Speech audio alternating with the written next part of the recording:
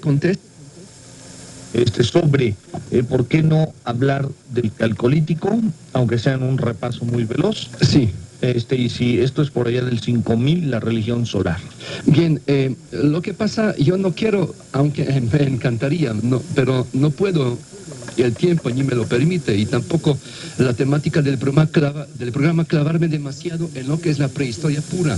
Es decir, nosotros aquí hablamos de la prehistoria como el contexto cultural para el tema de las religiones. Es decir, ni puedo ni debo clavarme demasiado en los temas de la prehistoria y su cultura, etcétera, etcétera, etcétera. Yo mencioné estas fases, estos periodos, para ubicar el tema en el contexto de ellos, el tema de la religión. Y lo que quise subrayar es que durante la última fase del neolítico, o sea, el neolítico tardío, que a veces se suele llamar calcolítico, es decir, la edad de cobre, y que esta última edad del neolítico, es que según qué parte del mundo, Martín, porque en el calcolítico, o sea, el uso de la metalurgia de cobre es, por ejemplo, en Europa Central y Europa del Norte, es mucho más posterior que en lo que es Mesopotamia. En Mesopotamia tenemos el uso de metalurgia de cobre ya prácticamente desde el sexto milenio antes de nuestra era. ¿Y por qué no se trata, contesto tu pregunta rápido, por qué no se trata con calcolítico como una edad, digamos, muy propia, muy aparte? No se la trata, no es una edad aparte por la razón de que no ha causado este calcolítico, la edad de bronce, de la edad de cobre, que es más bien la última fase del neolítico, la metalurgia de cobre no ha causado unos cambios profundos en la cultura material, en la economía, etc. Es decir, cobre no es un metal que tiene ventajas claras sobre las herramientas de sílex. Es decir, la tecnología lítica de sílex, o sea, pedernal, en el momento cuando surge la metalurgia de cobre, es enormemente sofisticada. Es decir, la metalurgia inicial de cobre no tiene ventajas para competir, con una muy sofisticada tecnología lítica de sílex, de pedernal.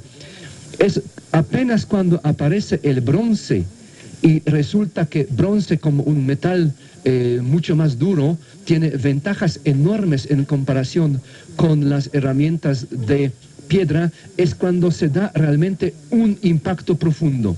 La metalurgia de bronce, que es el manejo de muy altas temperaturas, la producción de armas y herramientas de bronce que les dio a la gente que lo manejaba una enorme ventaja cultural, todo eso causó de que estas culturas con la metalurgia de bronce han tenido un éxito enorme y una jornada de conquistas.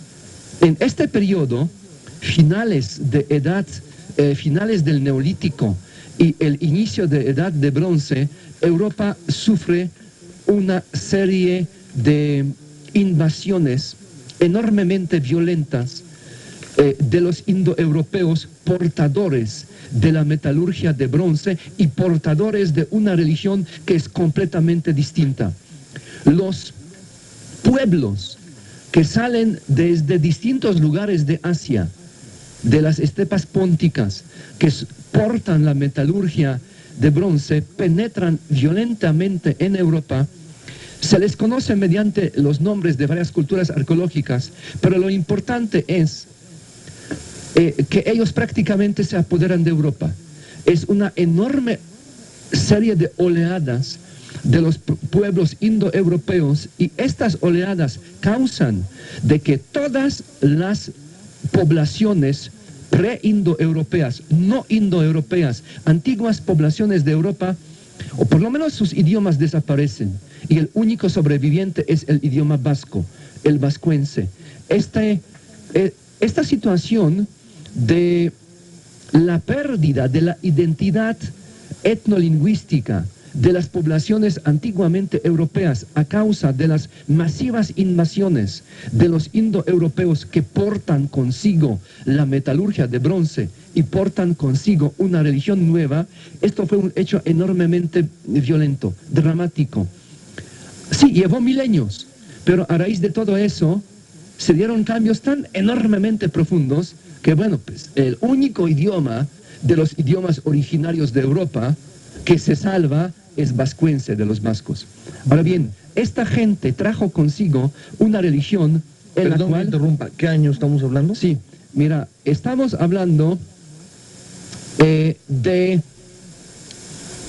términos generales, el tercer milenio antes de nuestra era. Un poco más, un poco menos. Más bien, la segunda mitad del tercer milenio antes de nuestra era. No me refiero a Mesopotamia, ojo. No me refiero a Egipto. Yo me refiero a lo que son las grandes llanuras europeas. O sea, lo que es la llamada Europa templada, que ve desde las montañas de Ural hasta la costa atlántica de España. O sea, es una sola llanura que va desde la frontera entre Europa con Asia, desde las montañas de Ural, pues hasta España. Pasa por Rusia, pasa por Ucrania, pasa por Bielorrusia, pasa por Polonia, pasa por Alemania, pasa por Francia, pasa por España. Todo lo que es la Europa templada, la franja de Europa central, todo eso sufre las invasiones indoeuropeas, o sea, de la metalurgia de bronce, una religión nueva, culturas nuevas, pueblos nuevos, violentos, agresivos, conquistadores.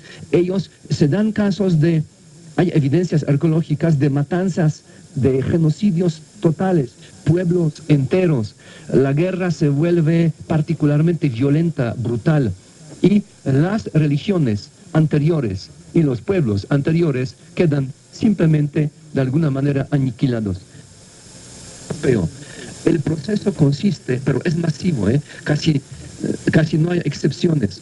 Antes, el ritual funerario era la inhumación, o sea, al cuerpo se depositaba en una tumba, y ahora, de un día a otro, es un paso completo a inhumación. Los cuerpos se queman. Y se expande por gran parte de Europa lo que se llaman las culturas de campos de urnas.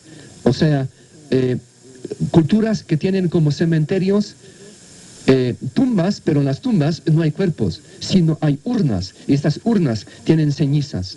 Esto tiene que ver con un cambio esencial de la religión. La religión que antes tenía que ver con mujer, con tierra y con la luna, ahora es completamente masculina, solar, caliente, y que tiene que ver con un imperialismo sexual, de sexo masculino. Es cuando se invierte el papel, roles de género en las sociedades. Surgen sociedades fuertemente violentas, militaristas, completamente masculinas, y es cuando el rol de la mujer simplemente se hace cada vez más arrinconado a la cocina, casa, cama. Estas culturas trajeron consigo una religión solar, masculina, y una cultura violenta, agresiva, guerrera, conquistadora. De esta mezcla va a surgir algo que será el gran sobreviviente que a ti te llamó mucho la atención.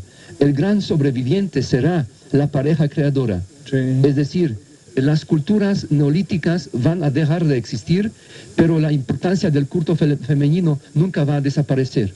La brutal yuxtaposición de lo solar, lo masculino, no va a eliminar por completo, y sobre este nuevo impuesto culto violento masculino solar se va a sobrevivir y va a interactuar el culto femenino. Y en las grandes religiones de las grandes civilizaciones, esta dualidad masculino-femenina siempre está presente.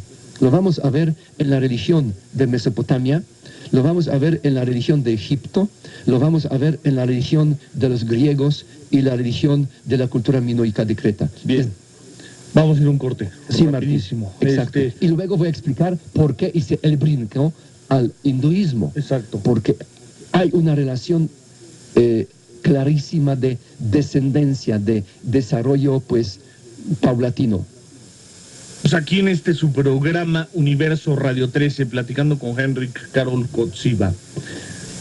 Pues concluyo. La Edad de Bronce, con su religión fuertemente solar, masculina, penetrante, conquistadora, es en gran parte del mundo fin de la prehistoria y la entrada a la historia. Es decir, si yo llegué al momento de la fin de la prehistoria y a la entrada de la historia, surge la pregunta, bueno, eso quiere decir que debo entrar a las religiones históricas. Y hay dos tipos de religiones históricas. Existen las religiones históricas que están muertas, como por ejemplo la religión de Egipto faraónico o la religión de Sumer antiguo, por un lado. Y por el otro, existen las religiones históricas que no obstante sus profundas raíces históricas, son religiones vivas. Y yo opté por retomar, una vez saliendo de la prehistoria, retomar esta parte de las religiones históricas, o sea, que han surgido en la antigüedad, en la historia antigua, pero que hoy son religiones vivas. Y de estas, la más antigua es el hinduismo. ¿Por qué? Porque el hinduismo se puede decir que la fe hinduista es una fe viva desde 3.500 años. Allá por 1500 antes de nuestra era, los indoeuropeos que se hacían llamar arios han conquistado la India y trajeron su nuevo idioma sánscrito y escribieron Rig Veda y otros textos védicos, de tal manera que la transición más suave, más obvia del fin de la prehistoria a las religiones históricas pero vivas, forzosamente tiene que ir por el hinduismo, porque a lo mejor el judaísmo es una religión más antigua, digo a lo mejor porque evidencias no las hay, pero el texto que afianza la fe, el texto pues por escrito más antiguo que hoy se considera santo sacro es Rig Veda.